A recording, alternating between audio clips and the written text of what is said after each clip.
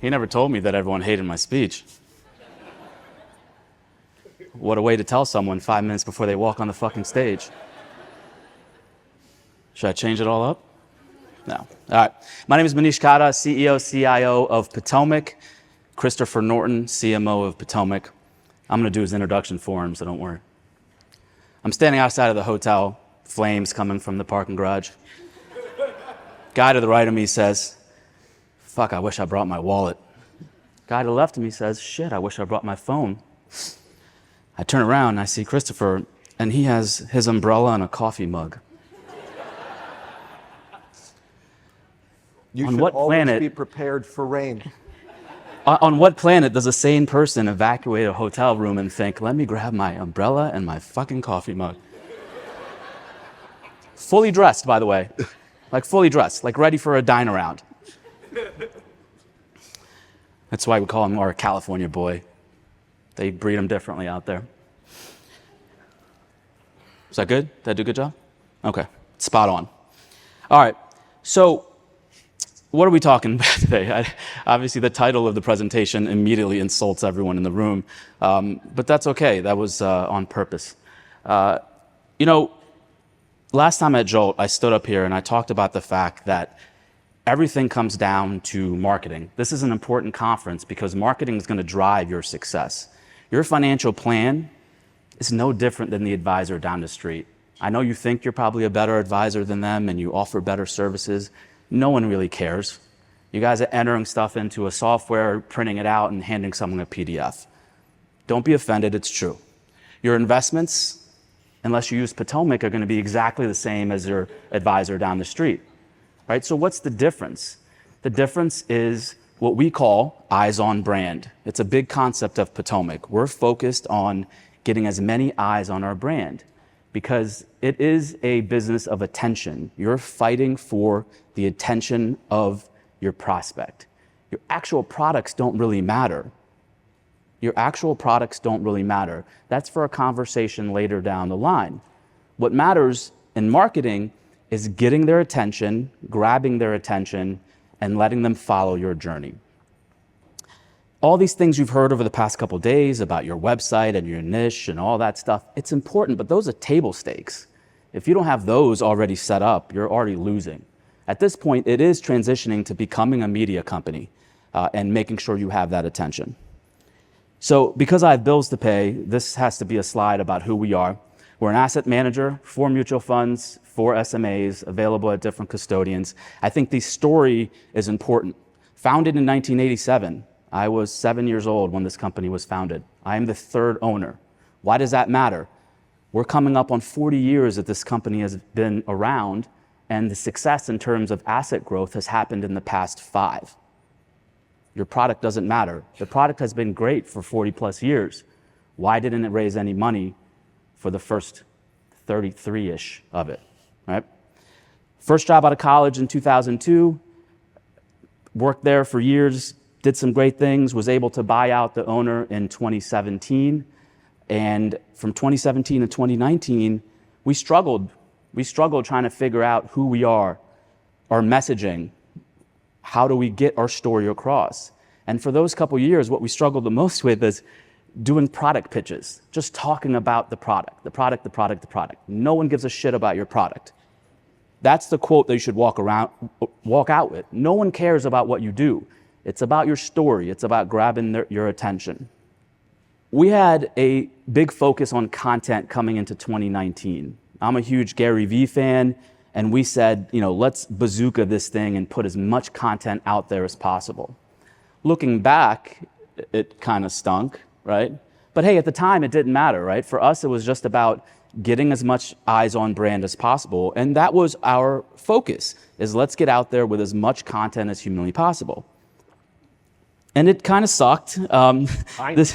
This is a screenshot of our first podcast, which got 14 views, I think, and all 14 were my mom. You see the ceiling tile? You see different lighting? Jeff is in an RV, by the way, with a nice curtain in the background.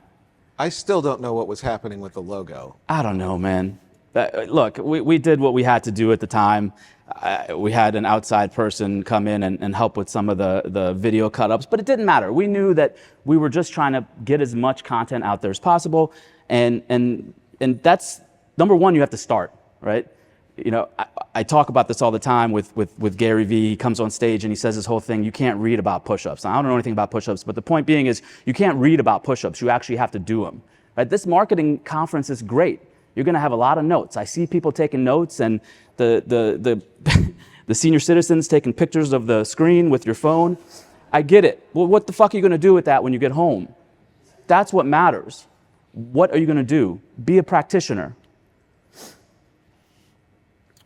So actually, Christopher and I go way back. He helped a lot of our marketing when he was with Orion prior to coming over. And he actually tried to find us a CMO. And then one day he said, you know, hey, why don't I apply and try to see if I can run with it. So we brought Christopher in 2019. The content bazooka was there. It just wasn't done very well. And so we wanted to bring a creative person in.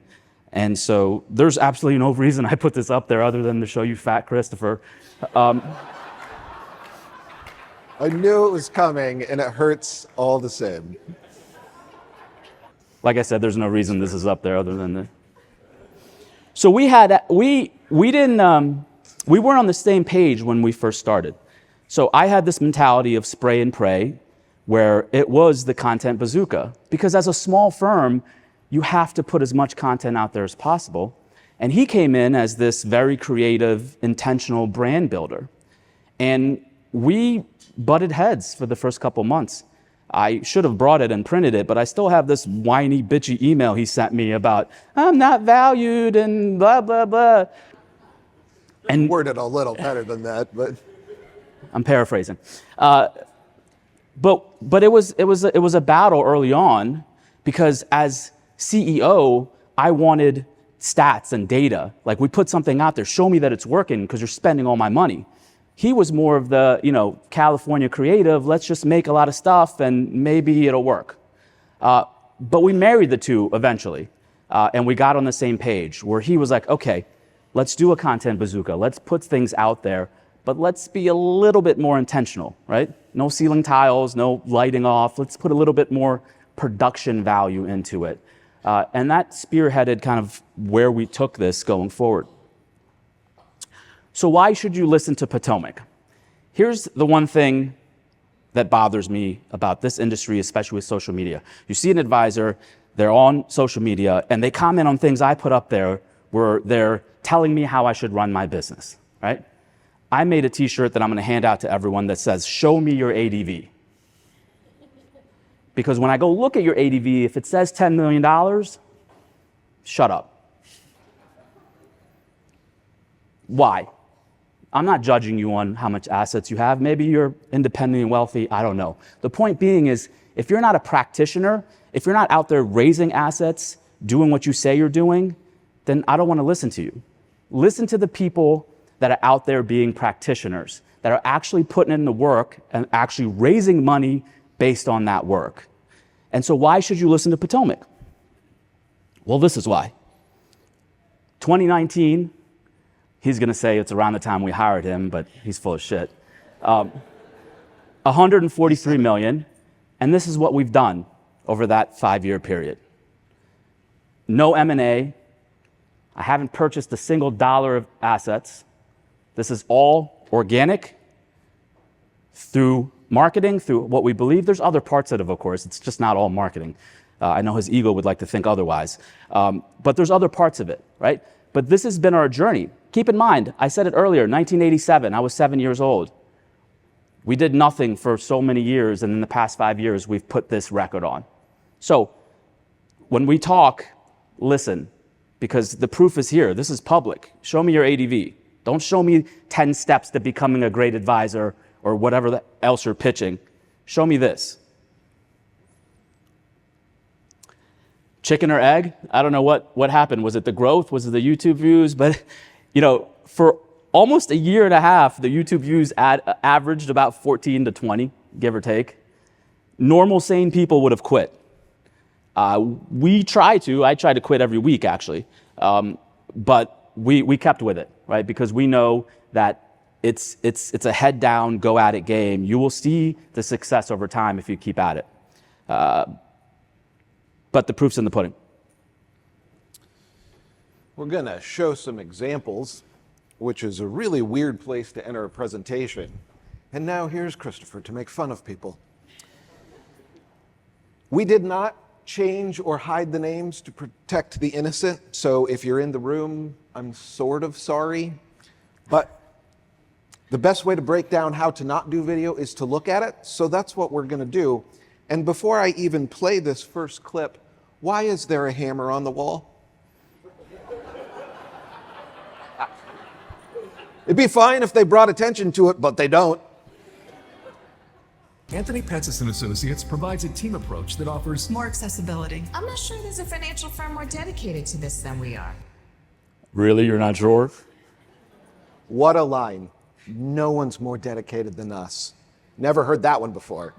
More collaboration. our team meets every week to discuss how we can best serve our clients. More creativity. We truly enjoy developing custom solutions for every client's unique needs. Do you? He really, truly enjoys custom solutions. This one's actually my favorite.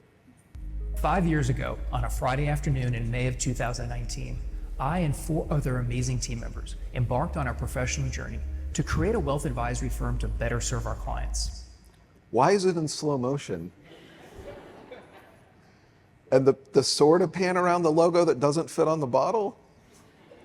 What is he Been typing? incredible successes and learning experiences along the way, which have made our firm stronger and uniquely equipped to proactively serve our relationships. Our team and practice have doubled over the past 5 years, and I expect the same trajectory going forward, as our North Star vision has not changed.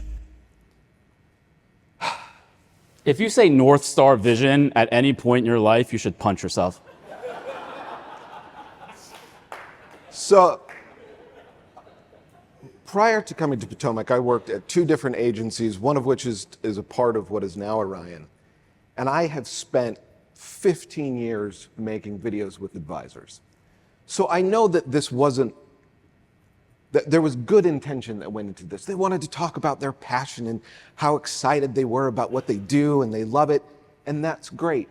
But if you're making video, you have to think about how the audience is going to perceive it. Actually, the first idea that we had for this part of the presentation was to play these and give like a live reaction to what they were saying. Like, I'd be listening and be like, "You meet every week?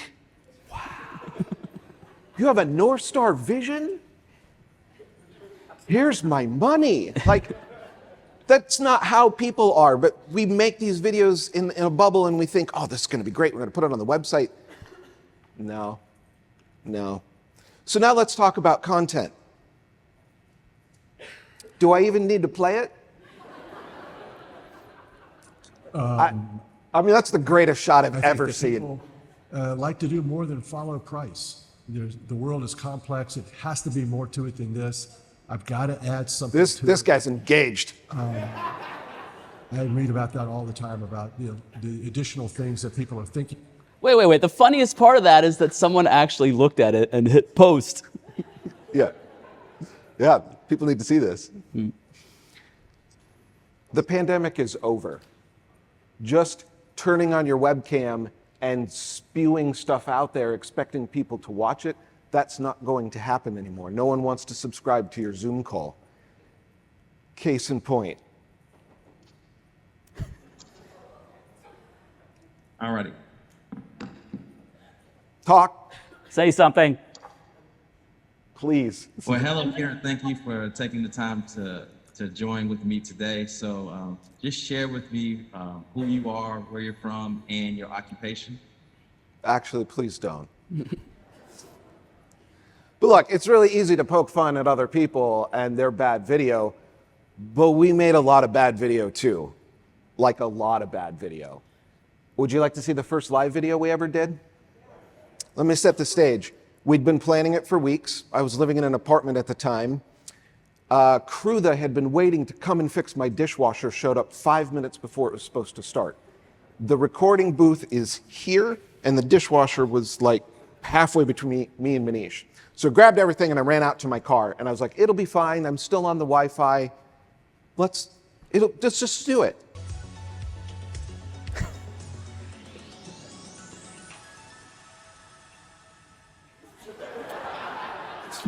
We are. No, it's fine. Mark.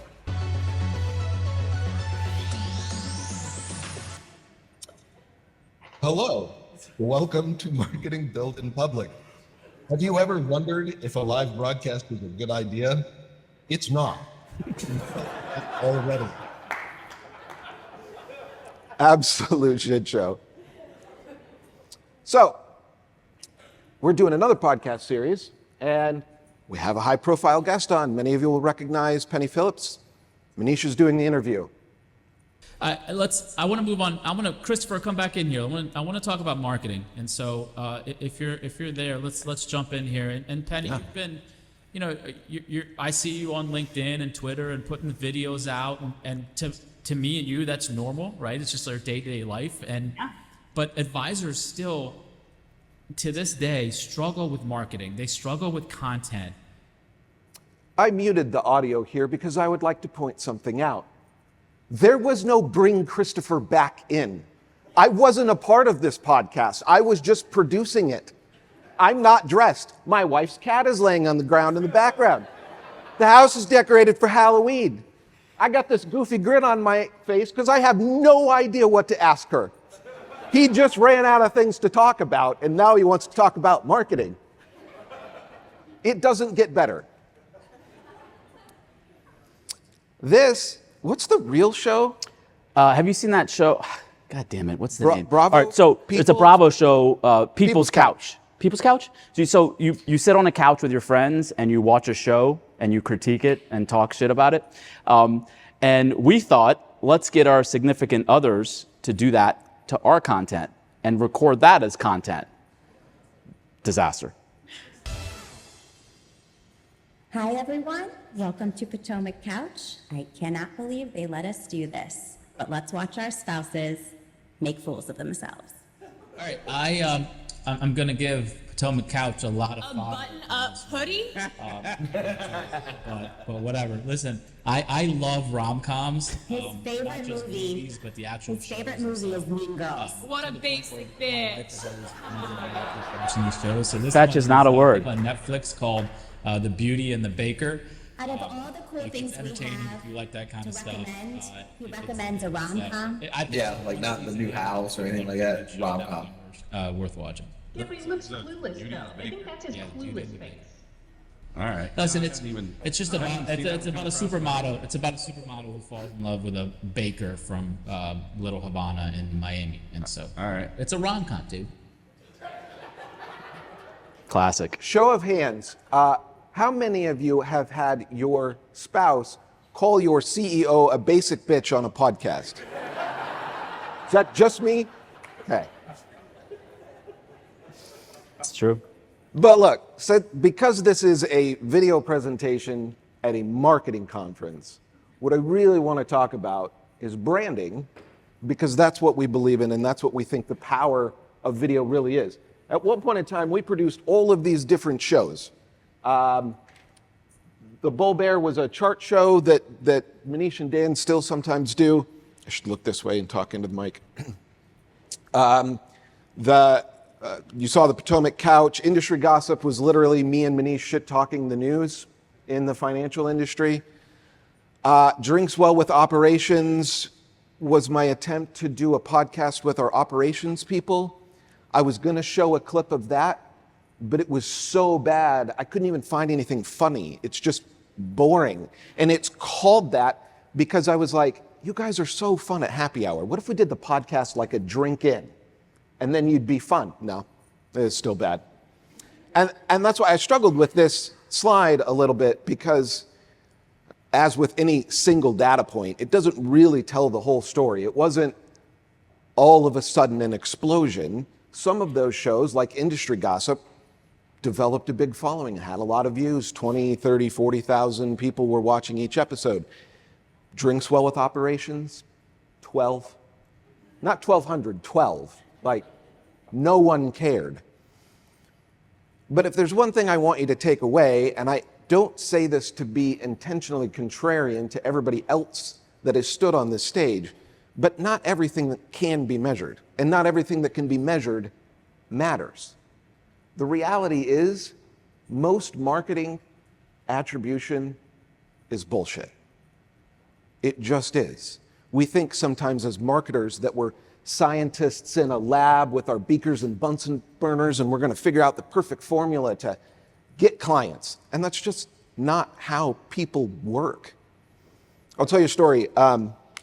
There's a CMO that I followed for a long time. He posted this on LinkedIn. You might have seen it because it got a lot of attention. But he's in Las Vegas and he's having brunch at Mon Ami Gabi at Paris, sitting out on the patio looking at the Bellagio fountain. And he's waiting for his food to come, and a truck goes by with a billboard mounted on the back. And it just had a picture of a show with a name, and he was like, that looks awesome. I need to go. So he gets out his phone and he Googles it and he's looking it up. And then his food comes, and so he sets his phone down and forgets all about it.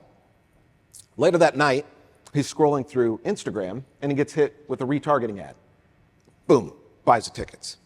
Now he goes, as a marketer, I'm looking at the data that I have and I go, Instagram retargeting.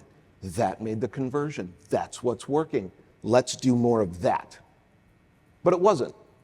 It was part of the process, but it doesn't tell you the story. It was that totally untrackable drive-by billboard that made him want to go. They got eyes on their brand, he was interested, and bought when he was ready.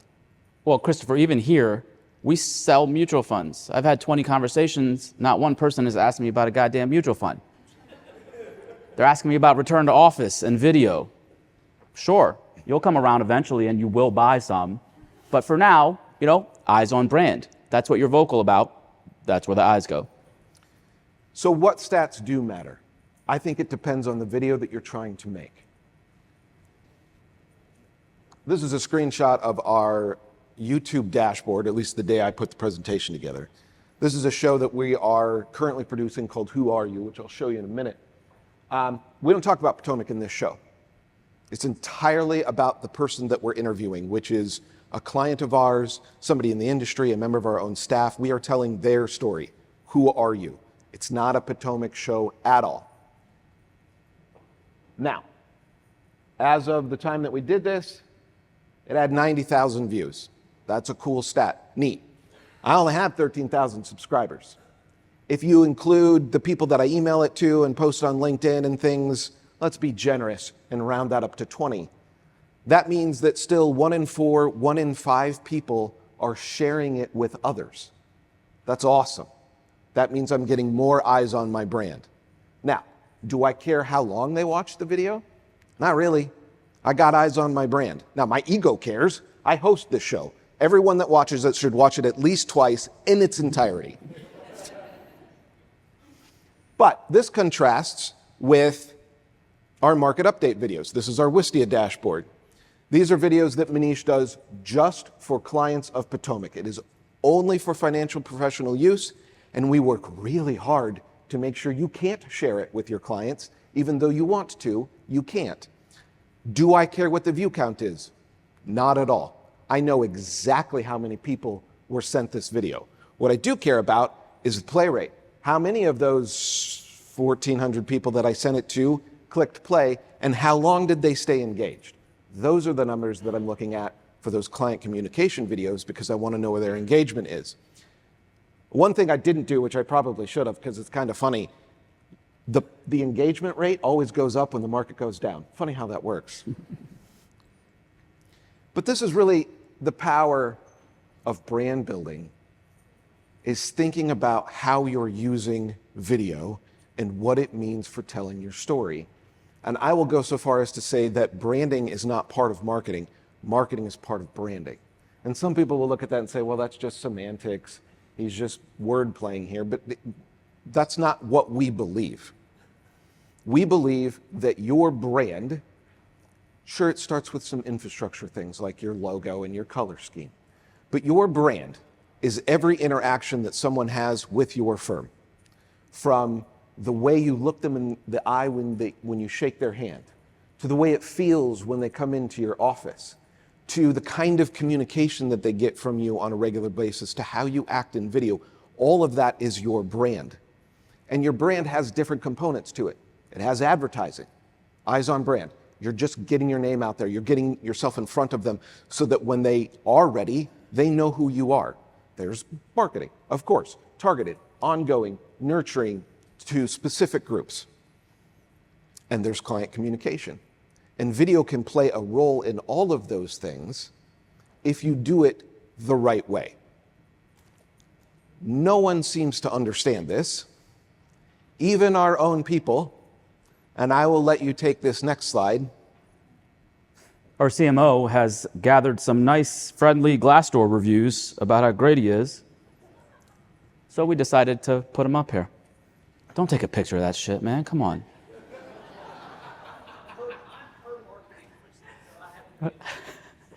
Marketing leadership, him, has no strategic data-driven marketing experience. They have the green light to pursue passion projects in the name of brand building without any measurement of effectiveness. Jesus, my eyesight is gone.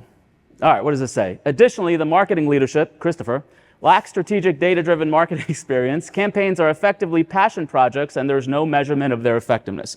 We did find out it was the same psychopath that did like 10 of these reviews, but nonetheless, it still matters. If that didn't make you uncomfortable, do you know what the single most uncomfortable word is in wealth management when they're talking to any creative or video or marketing person? Want to take a guess? What? ROI. That makes me uncomfortable. What makes advisors uncomfortable? Entertainment. They don't like that word. Nobody likes to hear that word. I usually get one of two responses. It's either the Goodfellas, like what? Like I'm a clown, like I amuse you? Or it's a professorial, is that a word? Professorial? Close enough. Yeah, whatever. Where it's like, well, I am here to educate and inform. I do not entertain people. Okay, how's that working for you? I have probably made close to 100 videos with advisors, and every single one of them is like those examples that I showed. People in suits sitting around a table talking about being a fiduciary and how much they love their job, and they're all terrible. They're slightly better based on how cool their office is, but that's it. So 2 years ago at our own conference, it was the first year we'd done a big event, and I had chosen not to speak because we had so much going on. And our opening keynote speaker on the second day dropped out 2 days before for illness. And Manish, in his CEO wisdom, said, no problem, Christopher can do it. So I had 2 days to come up with what I was going to talk about, and I decided to focus in on this topic and say, I've never been able to crack this. I've never been able to make a video about an advisor's story really interesting. So let's do what we always do when we can't crack something. Let's look outside our industry. How are other people solving for this? So I started looking at shows like Diners, Drive-Ins, and Dives, and Comedians in Cars Getting Coffee. These are interview shows. You've got one cook talking to another cook. You've got one comedian talking to another comedian. They're not telling jokes. They're just telling their life story. But they dress this up in really visually interesting ways. Guy Fieri shows up in a Camaro, I think it's Camaro, and they've got all these sexy pictures of food that you're never going to eat unless you happen to live there. And then they tell the story. Comedians in cars, they get an old car, they drive around, they talk, then they sit down and do the interview. So I said, what if we did that? What if we literally did that for advisors? And this is what we came up with. I'm not disappointed. Do we have to do the show, or can we just sit and eat pizza? I mean, I'm good eating beef pizzas, yeah.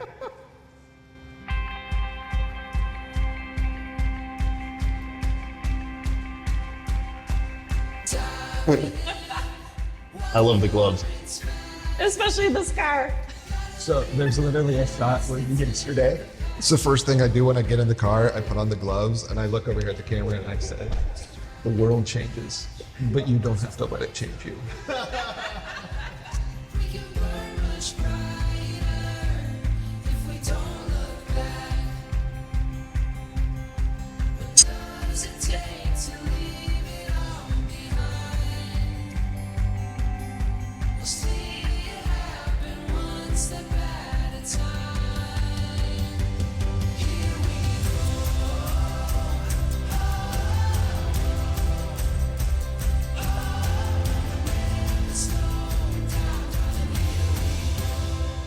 How much trouble are we going to get into today? Got any friends on the force? I don't know if I want to say that out loud. Okay, we'll cut that part. Get a drink? Yeah, let's go.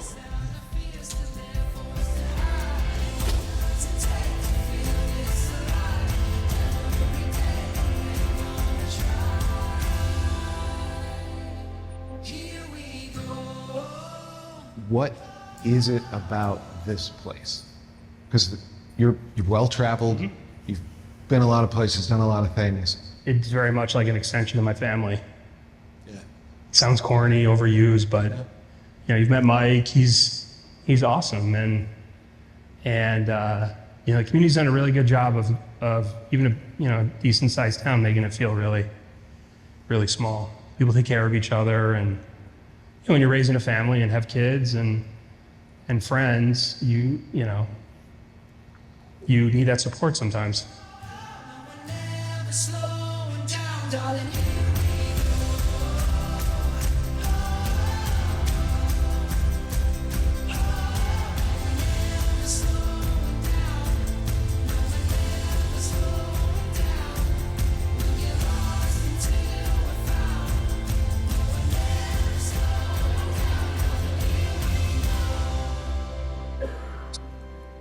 The reality is, no matter how long you've been doing this, your audience owes you nothing. What did Sally say yesterday? Different is better. What did Josh say? You need to give people a reason to stop scrolling and look. And so that's what we did. We came up with a really visually interesting thing that would make people stop and go, wait, what? And use that to draw them into the story. It also did something else that at the time I didn't even realize was going to be so helpful, but is also something that I think you could find to be helpful. We obviously show up in a cool car and we pick up our guest, right? Beautiful, it's neat. But it doesn't matter how many times you've stood on a stage like this, how many videos you've been in, how many big crowds you've spoken in front of. I show up with a crew of 3 or 4 people with 4 or 5 cameras and a bunch of lights, and then I sit down with you and I'm say, okay, now tell me the most intimate part of why you do what you do and why you care about this. And people get nervous because that's an uncomfortable position to be put in when you've got all of this stuff around you. When we do this show, by the time we get to that part of the interview, we're 4 or 5 hours into the day. We've shown up, the crew has to prep the car, that takes an hour. We shoot a little scene where we talk to each other, we drive around and talk for a little bit, we go to a location, crew's got to set that up, we finally sit down to talk about the meat of their life story. It's not weird anymore. We've been doing this for half a day. It's just normal, we're just doing this. And when you do that, you get moments like this. Coming to America was very difficult, because we were trying to escape Cambodia in the early 70s. And that was during the Khmer Rouge War, Cambodian genocide. They killed over 1.5 to 2 million. So they wiped out about 20% of Cambodian people, So my grandma, my mom, and my 3 aunts, we would walk through the killing fields to Thailand. And that's where to Thailand and sneak into the Thailand refugee camp, because that's where you find safety, Sure. And but during that journey, it wasn't fun. My stomach was bigger than my head because of malnutrition. I was probably around 7 years old or so. And you walk through the jungle, you walk through at nighttime, and because you don't want the soldiers find you, they find you and you're dead. And you know how you're in the financial world, and I'm so honored to be interviewed by you guys. You know, $2 billion company and counting. That's cool, man. And but investment return wise, my grandma paid a guide to guide us through the jungle from Cambodia to Thailand's border, and her investment with us was $5, 500 baht, which equals to $5. And she got all of us here to the United States of America. That's the best investment return. That's it. Yeah. Right? Yeah, It's not going to be beat. Obviously, Chin has an amazing story, but that isn't why I picked him. I picked that clip because Chin is the most nervous of anyone I've ever done something like this with. He doesn't even like to talk in front of small groups. He hates being on video. He kind of reluctantly said he would do the episode with me because he was just nervous. Like, he loved the show, but he was not comfortable. And that setup gave him the freedom to be able to tell his story. And when it comes to things like this, clients, community, and staff always win. Find a hook, find some visual thing to make people stop and want to watch, and then tell your story through your community, through your clients, and through your staff. Those always, always drive engagement because people want to hear stories. I'm sorry, but you're not on CNBC. They're not going to just tune in for your latest thoughts on the market. They can get that anywhere. The staff point, I did do an episode with him. What's the last one you drove? So I had a 911 Carrera, 2006. I think it was 2006. So it was fun, actually. Funny story is, so I go to the Porsche dealership and the guy, was talking to me about it. He's like, you know how to drive manual? Yeah, of course. Why? I'm here. Why would I not? I had no idea how to drive manual. So I get in the 911 after buying it, pull on to Rockville Pike during rush hour, and the most nervous I've ever been. And I think to myself, like, what's wrong with you? Like, why would you buy this car and not know how to drive it? And that was an interesting experience leaving that lot. I remember the first hill, if you learn how to drive a stick shift, you get to the first hill, and just granny shifting the whole time. And so it was just, I probably stalled out 4 or 5 times, but you get the hang of it. And it's kind of what we do at Potomac when we try new things, like just throw the baby in the pool, see what happens.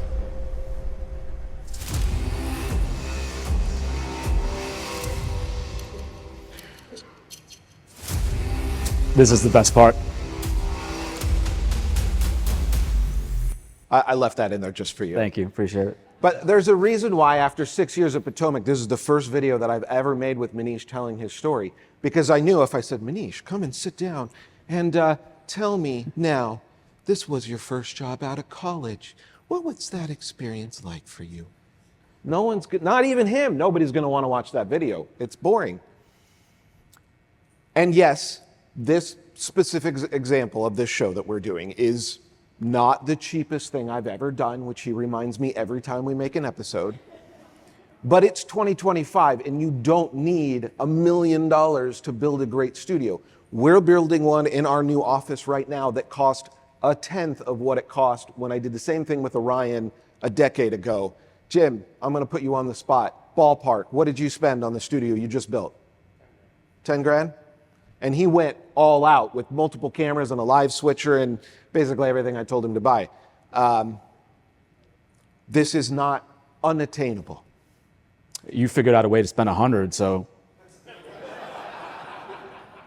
Didn't figure out a way. It's going to be awesome. Right, awesome. Awesome. He loves it when I quantify ROI with words like awesome. We are actually, right when I walk off on stage, we're going to publish the next episode of our show, Who Are You? I thought you might like to see who the guest is.